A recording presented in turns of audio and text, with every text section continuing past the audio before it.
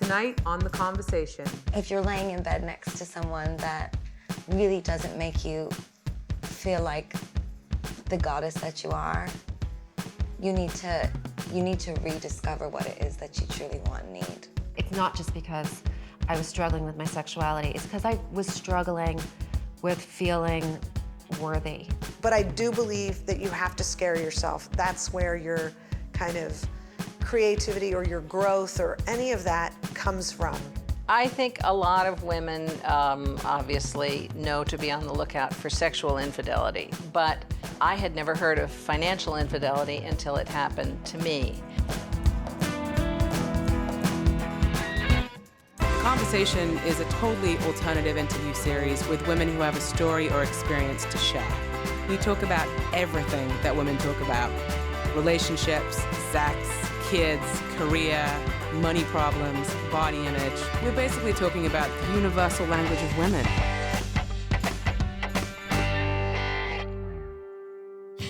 Something I always tell my fans, and I really mean this, and coming from me, I know everyone thinks I'm this like sexually charged, pop music maniac, which I am. I didn't begin to enjoy sex until I was much older. I mean, I think about being in high school and having sex, and you're just sort of like, well, Is this it? does this feel good? Is this what it's supposed to be? What's Yeah. going on down there? How am I supposed to do this? Does it even really feel good? I mean, I don't think it did. I think you just think it's what you're supposed to do, and you're trying to figure out how to be a woman. And I really encourage my fans to wait. Wait until you're old enough to really understand what that feels like and what it means. It's interesting because one of the things that I feel really strongly about is the way that we approach sex ed in this country. I have 2 daughters, and I realize that the only mention of orgasm when there's a discussion about sex is as it pertains to the male and how we can get pregnant. Right. There's no mention of a female orgasm. It's just about, look, you can get pregnant from the guy. That's the only time. And I feel like there needs to be a whole dialogue about women and girls knowing their own bodies and experiencing their own bodies. I think so, So but they can communicate. again, I think when you're that young, it's like, think about how relaxed and how comfortable with a man you have to be to really give yourself. And I just don't know if when you're 17, you really know how to do that. And I think true. It's important to be aware when you're younger of what you're doing. I think young women like myself, I'm not analyzing myself at 16 years old when I'm dating a 26-year-old guy. No. You're just sort of having a Doing good it. time, and you think, oh, the boys down the street are so awful, and this guy's a real man, he's so mature. But let's be honest, even at 26, guys aren't really even real men yet. Close, no. So I think for me, I dated a couple older men. And then as I got older and more mature, my career became more important to me than anything. And anytime anyone got in the way or was destructive or abusive in my life, I just cut them off and focused on my music. How were you able to do that? Because a lot of people get stuck with the guy as the priority. Well, my grandmother, who was married to my grandfather for 60 years, God, amazing. Amazing. And my parents are still together 30 years. So it's possible. Oh yeah, well, divorce is like not an option for me. It's like, I'm gonna get married and That's it. that's it. He's stuck with me. I've seen my mother and father stick it out. And there was a time when I was younger when I really thought they might get divorced. They were fighting all the time, and my mother was a mess, my dad was a mess, but they really stuck it out. And now, all this time later, when I'm with them, my parents are more in love now than they've ever been their whole life, and they're just so happy, and that's what I want. And I want to eventually find a man that feels the same way. Divorce not being an option, working through everything together, and even if it is the hardest thing you've ever been through, you stick it out. I read this thing that you had said that you always felt lonely. Yes. And it was great to hear someone else articulate that. Well, I have begun to cherish my loneliness, and I have sort of since I was around 20 years old, and I'm 25 now, so 5 years of cherished loneliness. And I was very depressed when I was 19 because I decided to pursue music, and I dropped out of school, and I told my parents I didn't want any money from them, and I got 3 jobs, and I just hit the ground running, did it on my own.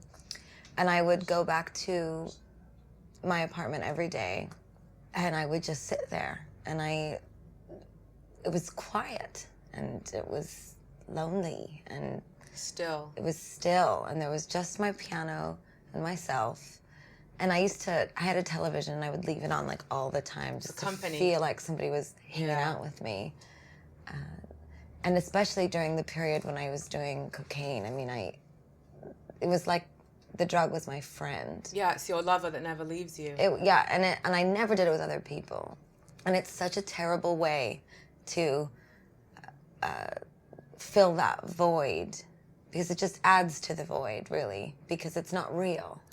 And you have to keep filling it because it's endless. It's endless, and at a certain point, I just began to feel sick. Didn't you find that you just didn't even get high? Like, at the end, for me, Yeah. I would just do coke, and it wouldn't even get me high. I was like, wow, it doesn't do anything to me anymore. Why am I still doing it? It would make me feel so sick, and I just remember one night being in the shower, and I was like bent over in the shower, and I had the cold water on, and I was coming down, and because I'd just done so much, I didn't even feel good. I just felt like crap. Ugh. And I had the thing of NyQuil, and I had the water going, and I was drinking the NyQuil, and I'm just like, please, Lord Jesus Christ in heaven, let me live through the night. That's the crazy thing. And I'll never do it again. And then, you never really do that. But my point is this. I sort of woke up one day and was like, you're an asshole. You're not an artist. Outgo. You're not an artist. If you were a real artist, you'd be focused on your music. You wouldn't be spending your money on the white devil. Yeah, it is the white devil. It's just the most ridiculous, and there's this perception and romanticism around drugs. That it's sexy. That it's sexy, or that it's artistic, or that you're troubled and you're going to make great music, when really you're just a loser. Yeah, wasting time. Wasting time. I stopped, and I focused 150% of my energy on my happiness, on what do you want to do? What is it that you really want? How do you explain to your friends and your mother and everyone, I'm a singer? You have to do it. I want to be a singer.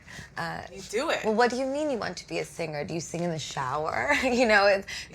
There's no way to convince people of your greatness. You have to know on the inside, whether it's you want to do advertising, or you want to be in finance, or you want to be a waitress or a bartender, whatever it is that you want to be, you have to know it inside and knife fight your way to your dream. But here's what I want to ask you.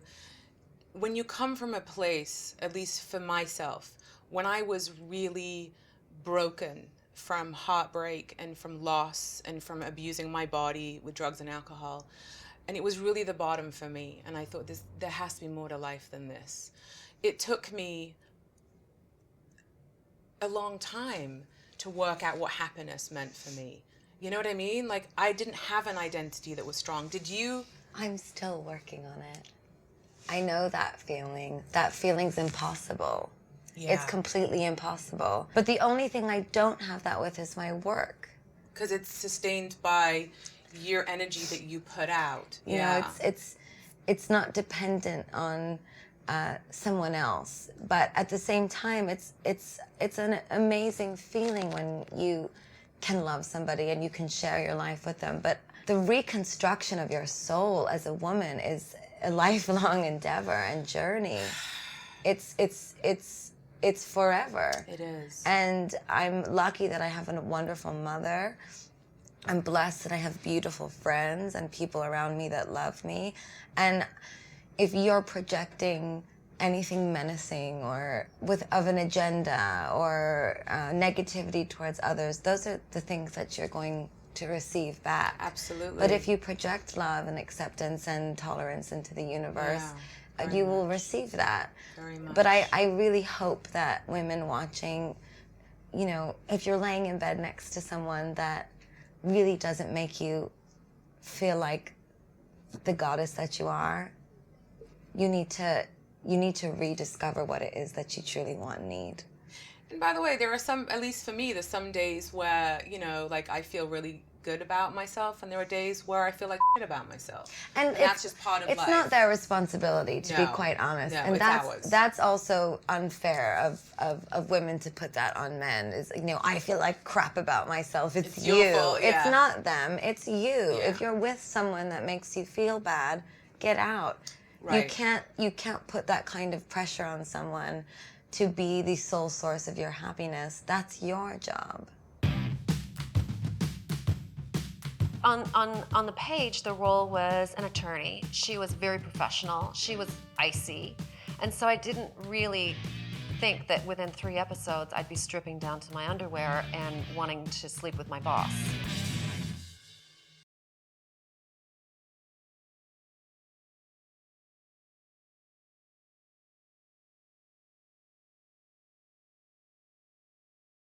I was taught to hate my body in a lot of ways by the world, but that is something that I am fighting every day to not buy into.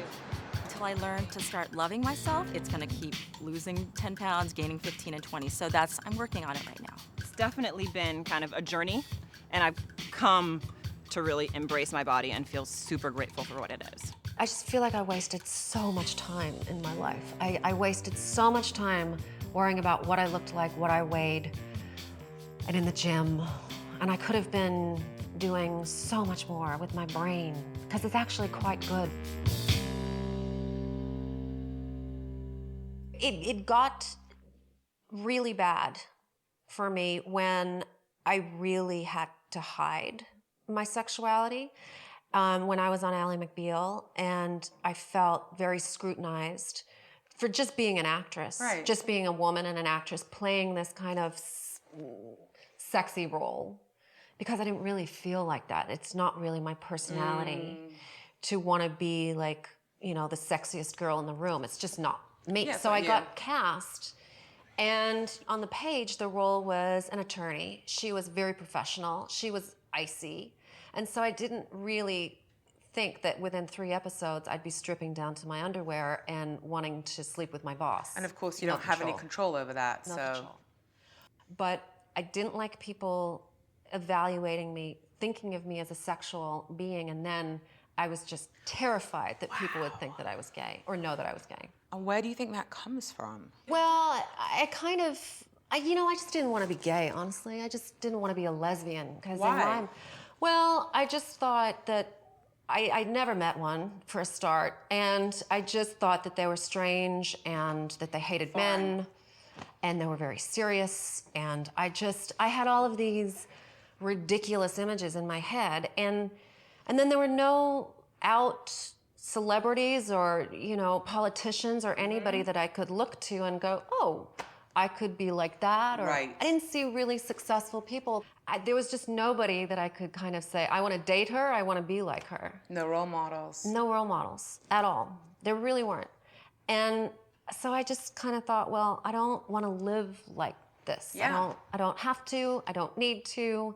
I just kind of shut down the emotional.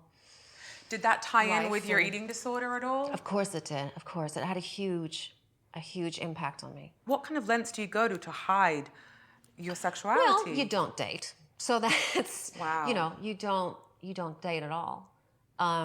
Which was fine, because I thought I'm just gonna be all about my career, and I'm gonna focus on that for 10 years, and then after that, I'll get sock to some me. money away, I've bought a house, I can help my mother in Australia who was kind of struggling, and I'll get all of that tied up, and I'll be good, and then I'll go date somebody very, very quietly. Isn't it amazing, like, what our plans are? The Sure, plans we I know. concoct. Exactly, but it sounded pretty rational and reasonable at the time. I mean, I was in my early 20s, and I had a great opportunity. It was a huge hit TV show. I just walked right on the set and got a lot of attention very quickly, and I was just so concerned that I wasn't worthy of the attention. I mean, I had never felt worthy of it. So that was an issue. And then definitely hiding my sexuality. So it was all a big old. That must have been a really painful time. It was very isolating. It was very very, very painful. But the thing that kept me company was my eating disorder. It was Right, it's like like a my lover. best pal. It was like a lover. It was like somebody who never ever left me, like a thought that would always keep me excited, interested, It's focused. adrenaline as well, isn't it? It is adrenaline. It's adrenaline. I know for me, with my own sort of addiction issues, one of the biggest voids that my things have filled has been loneliness. What was your experience of starting to address that sort of ache inside you? You know, all I can remember, and this doesn't make any sense, and I tried to write it in my book and I still couldn't make it make sense. I felt like when I gained weight, because I gained weight very, very quickly, that's kind of how I dealt with it. I thought, if I'm not going to be anorexic anymore, I'm going to be just super fat, and let's see what How that works. feels like. Right. I can still hide under all the layers of fat. I can still be asexual. No one's going to want to date me looking like this. But that feeling that I was telling you, when I got really fat, I felt like I was going through puberty all over again. And it felt like I was 12 or 13 years old and things were happening to my body I had no control over. It's just a horrible feeling of ugliness and awkwardness. And Did you get to go through this experience with... on the show, by the way. Oh my God. While I was working every single day. How did you do that? How did you make it through that? I don't know, honestly. I started the show at 125 pounds. I went down to 82 and up to 168, all on the show. And I think when the show ended, I was about 150. Oy, oy, oy. It was really hard. You know, so I can only imagine that one thing worse than having an eating disorder is having an eating disorder publicly. Yeah. I well, mean, yes, and you know, people must have. I'm sorry. Like, how could people not notice? Well, of course they noticed. I was kind of trying to run towards perfection and away from that lingering, nagging feeling that I just wasn't good enough. And where do you think that comes from? I think it comes from my parents not telling me that I was okay how I was. And so, you know, she wanted me to get an A and to get into law school and to do all these external things that looked really, really good. But I was hiding this horrible, horrible, dreadful secret that I actually, worse than being gay, was just feeling unworthy. Just feeling like I faked it. I'm not really that smart. I don't belong here. It's not just because I was struggling with my sexuality. It's because I was struggling with feeling worthy, Your feeling sense good of enough. self. Yeah. And for me, being honest about who I was, coming out, being open, being gay, starting to date, that was a huge turning point for me. Because I realized without changing my life, there was no point changing the way I ate. Absolutely. If I didn't think that at the end of recovery there was something to look forward to, why go through all the hell of gaining weight and feeling ugly? But I knew that if I got through all of that, I could actually maybe have a life where I was living honestly and with pride. And if your self-esteem really does depend on how you look, you're always going to be insecure. Always. There's no way you can get around it because will you're going to never be age. happy with Even it. if you get the perfect body, you're going to get older and older and older. And you can't avoid it. So I know. you have to somehow, at some point, take control and shift the focus and decide that who you are, what you can contribute to the world, what you do and say is so much more important than how you look. We have patterns in our heads of belief systems we have and who we are and what we can do, what we can't do. And I'm a certain age, so I wouldn't be able to do that. And, you know, I just don't buy into any of that.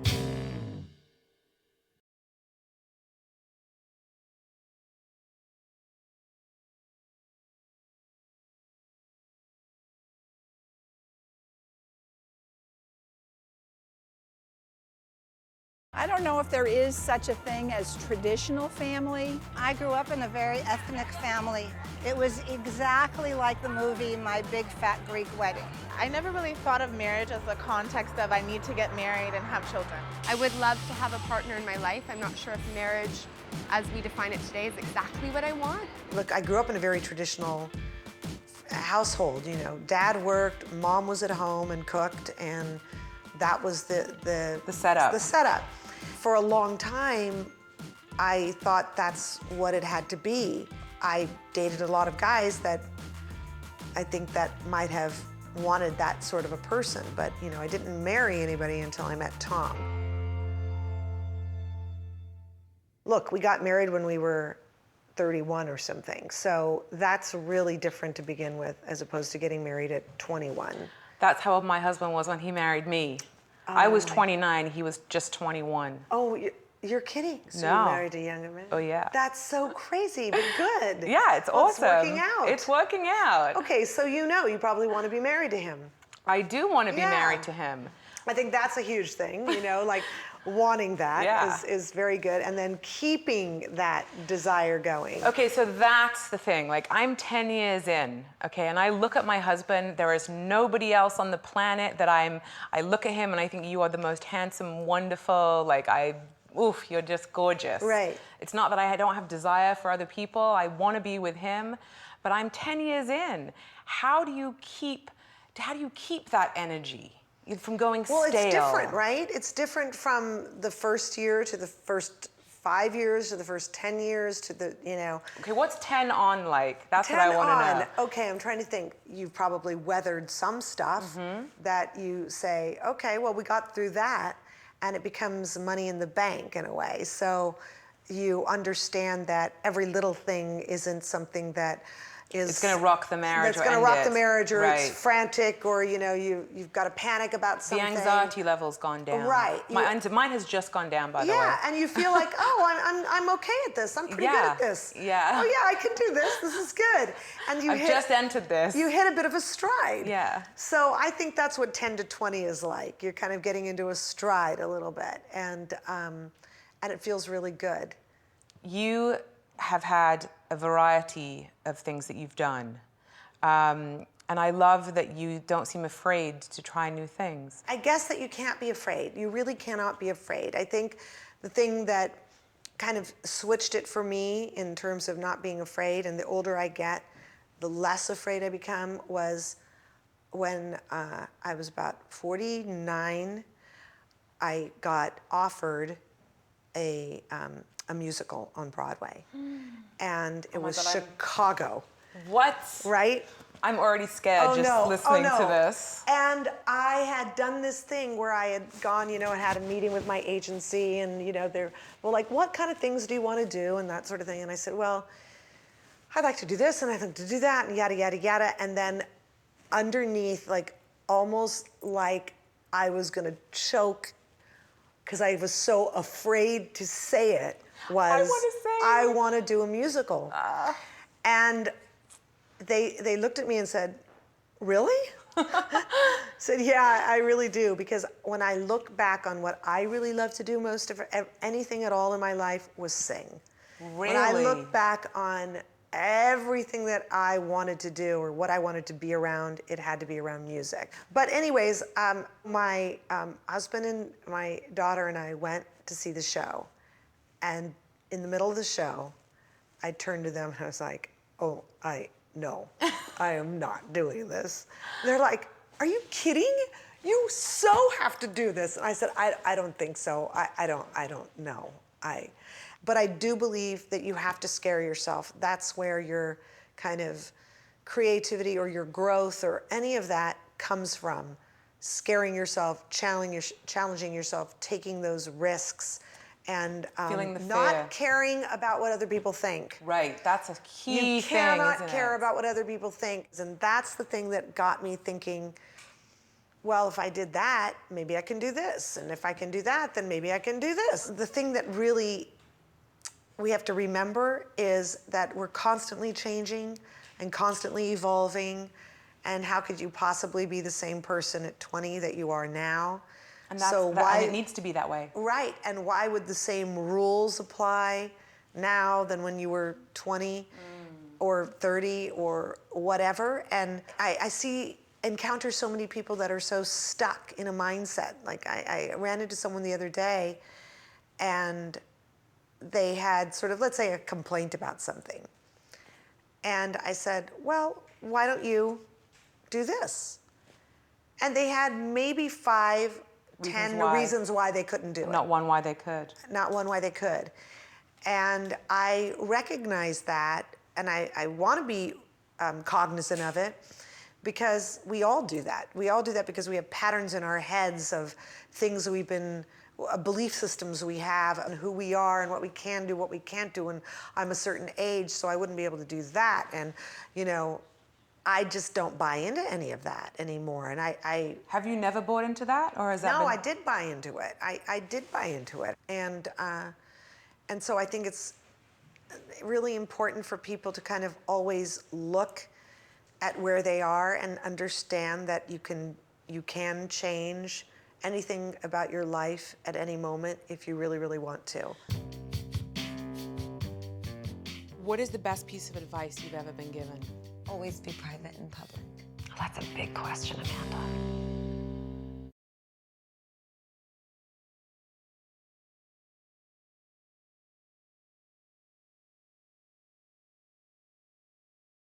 Is it important for me to be financially independent? It's extremely important for me to have financial independence. I don't want to have to rely on a man or my parents all the time for money. Currently, I'm pursuing my passions, which is bringing in no money. I left a marriage with nothing, and I've raised 2 kids on my own, and I think that that was the fire that was lit under my feet. Women's lifespans today are twice what they were in my grandmother's time.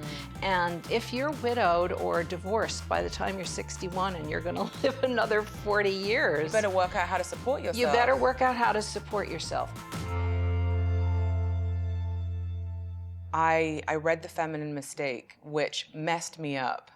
It really messed me up. I'm so sorry to hear that. No, in a wonderful way. I mean, that book impacted me so greatly. I had just had my twins, and I read that book, and I thought, if I don't get my ass back on track and really decide what I'm going to do with earning a living and supporting myself after I've had these babies, I'm in trouble. And so your book motivated and inspired me to actually create this idea for the series that we're sitting here doing now. I am thrilled to hear this, because when The Feminine Mistake came out, I spent 2 years on the road talking about women's the problems with women's economic dependency when they give up their ability to earn a living and depend on a man or a partner. And it was so shocking, traveling all over the country and to some extent all over the world, seeing how unhappy so many older women are because they have done everything that society tells women to do. They've followed the script. They've been good girls all along the way. They've devoted themselves to their husbands and their families and they've raised their children. And all of a sudden they're left, you know, at 50 or whenever, and their lives are empty because the thing that nobody emphasizes enough to you is that kids grow up, and for one reason or another, marriages end. And I began to realize that a lot of women had conceptualized marriage and family as the central part of their lives. They don't realize that for most women, it's a phase that they move through. Well, let me ask you, how was your book received by women? I got an enormous amount of response from women saying, oh my God, you saved my life. It's like because I wrote about the benefits of work for women. Working women are in every way healthier, happier, and have better mental and physical health than full-time homemakers. And we hear so much in the media about the stress of the juggling act, but in fact, you end up with happier women, and all of the research shows that children do just as well with working mothers. I made my husband read your book. Yeah, the working mothers mothers said, you said, need to read this. thank God, everybody's making us feel guilty all the time, and it's like, you showed why it's important for a woman to be able to support her family, but also it's better for the whole family. But the full-time homemakers, the stay-at-home moms, a lot of them were very angry. Why do you think that the information you were presenting is not readily available in the media? Because women are certainly not encouraged to to make the choice of working and having children? You know, the media at any given time has what the professors call a preferred narrative. They have a script. First it was, oh, isn't it great women are moving into the workforce and becoming doctors and lawyers. And then it was, women, let's just opt out. We can opt out for 15 years and retreat to our homes and have a beautiful Martha Stewart lifestyle, and then we'll go back in. But they didn't tell women that you can't get back in. The thing that women always leave out of the equation is money. You know, somebody else is supporting that lifestyle.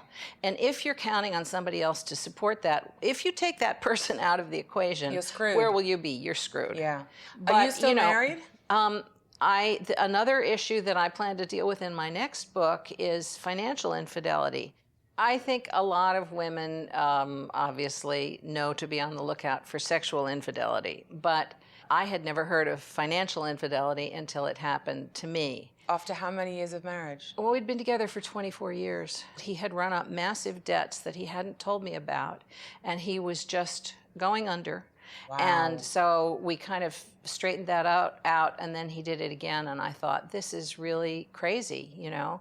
I was afraid that my children and I were going to lose our home, and so I divorced him. But, you know, this happened to me at the age of 60. Now, if I were a stay-at-home wife, I would have been completely toast. Yeah. But I have a really great career.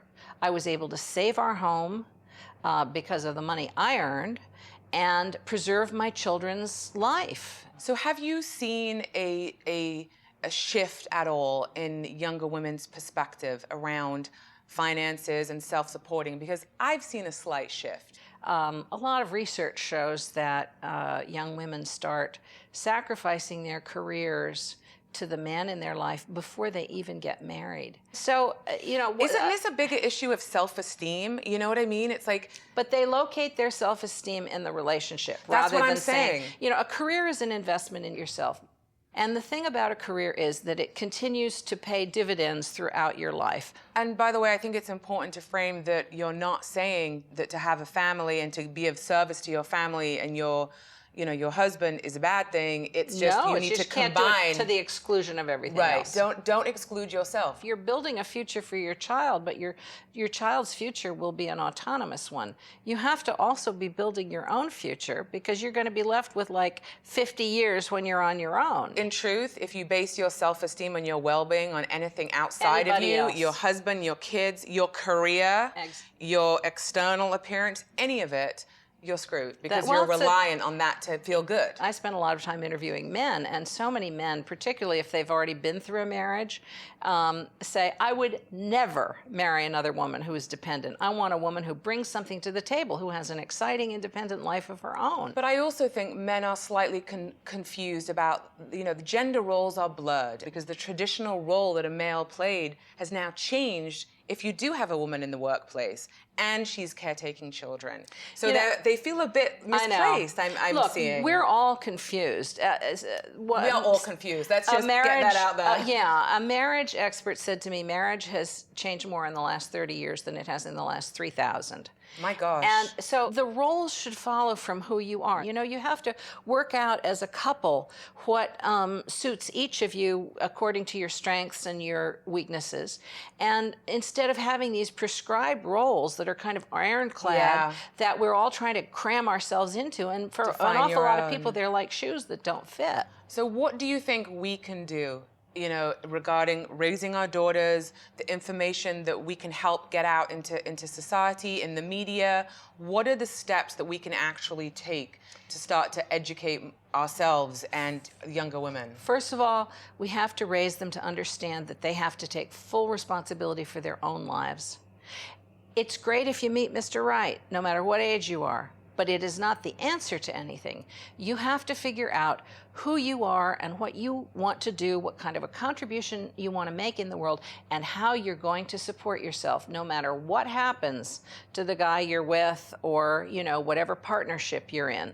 Dependency is the trap. And somehow little girls grow up thinking that finding a man is the answer. I mean, I know I did. Well, we all did, you know, and it isn't. So we have to we have to tell our daughters that, and then we have to encourage them and, if necessary, push them to find something they really love that gives their life meaning, that is theirs, that they do, that they can earn a living at. Women let themselves off the hook, the potential marriage and motherhood.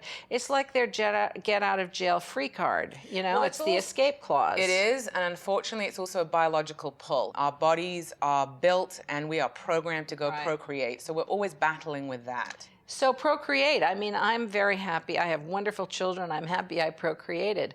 But at this point, what sustains me is the life that I've built for myself. What is your favorite sex position?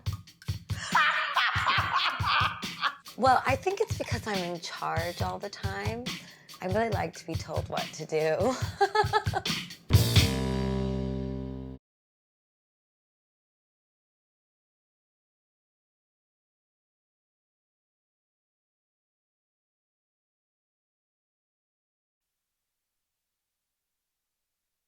What is your biggest vice?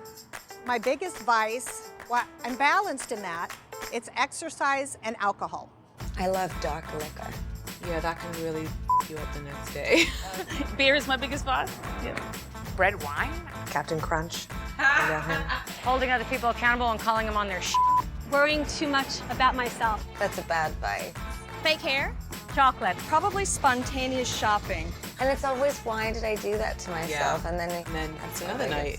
Dark liquor. That sounds ominous. I know the importance of exercise, and I hate to exercise. What is the best piece of advice you've ever been given? Always be private in public. Pick your battles. Take responsibility for your own life. Allow your body to be exactly what it's naturally supposed to be and embrace it. To thine own self be true. Be yourself. Be yourself. Be true to yourself. What is your favorite sex position?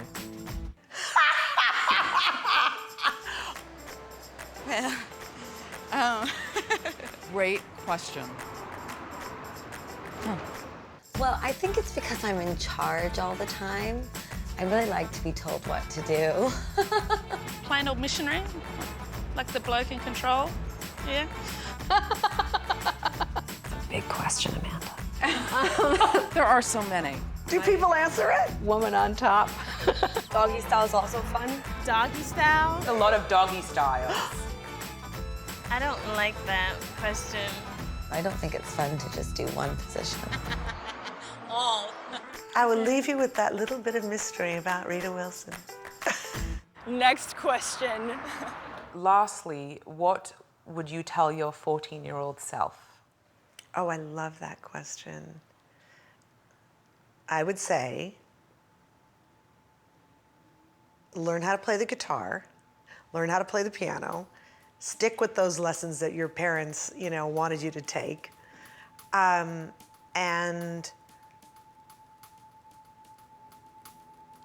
sing. I would say that. Just, you can do both, you can do it all, but don't leave this one aside. To love yourself and to make decisions to make yourself happy, not to worry about everyone else. Nothing. If I had known anything, this never would have happened. It was my delusion and naivete that brought me here. I wouldn't tell myself a damn thing. Just let me be. You go to meet a man or you go to meet someone, you're on a date, always walk in thinking, I hope I like them. Never walk in saying, I hope they like me. Not to be so boy crazy, to spend more time working on myself and building a happy life for myself. I've had 2 husbands and a lot of lovers and 2 children, but other people are never the answer. You have to find your own happiness and your own meaning and your own security within yourself. I would tell my 14-year-old self to not be so worried about how others see me. Experience love as it was supposed to be experienced for her, and not the way that we think it's supposed to be. And I would say, don't waste so much damn time on a scale. I would hope that she would find the self-confidence to believe that who she is all that she's supposed to be, that who she is good enough. And now you're gonna make me cry. Most of us are instructed to live life in a certain way because of where we were raised or what kind of expectations were put on us. And I've seen so many unhappy people who don't do something because they're afraid. And the fear can come from an inability to maybe accomplish what they want to do, or what people might think, or that they just don't know how. They don't know how to take that first step to try something. And all of those things require some form of change on some level. I'm quite a romantic, I have to say, and an optimist. But see, you can be almost suicidal, and I really believe that I was, and yet still be an optimist and a romantic. You know, it's just, I think some things just really grip you and really shape you and really torture you, and it doesn't matter how smart you are or how you think that your life should be, or it just, some things really take you down. And, yeah, I know. And then to get back out, for me, it was just this feeling that I don't know what it is, but there has to be something out there that's worth it. I think that it is easy to be very pessimistic about the world because there are so many problems.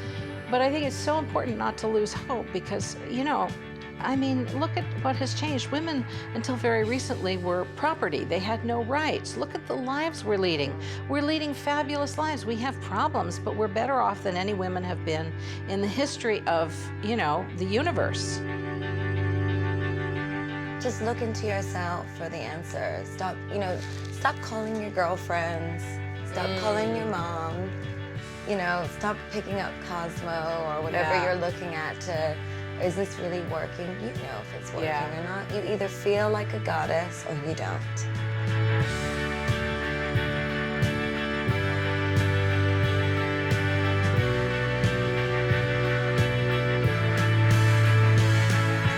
Women we do talk about sex a lot. Absolutely. And yet, don't tell me that's my phone. Oh my God, I think it's my phone. Oops. Okay, it's okay, you want to get it? Saved by the bell. Just don't make my head look like a pinhead. And I wanted to look good, but in my mind, I thought whatever I could do to be healthy, I would do. That's my agent. I think juggling is a really good word because there's always a ball that's up in the air and two that are in your hands. Right. So, no pun intended. No pun intended.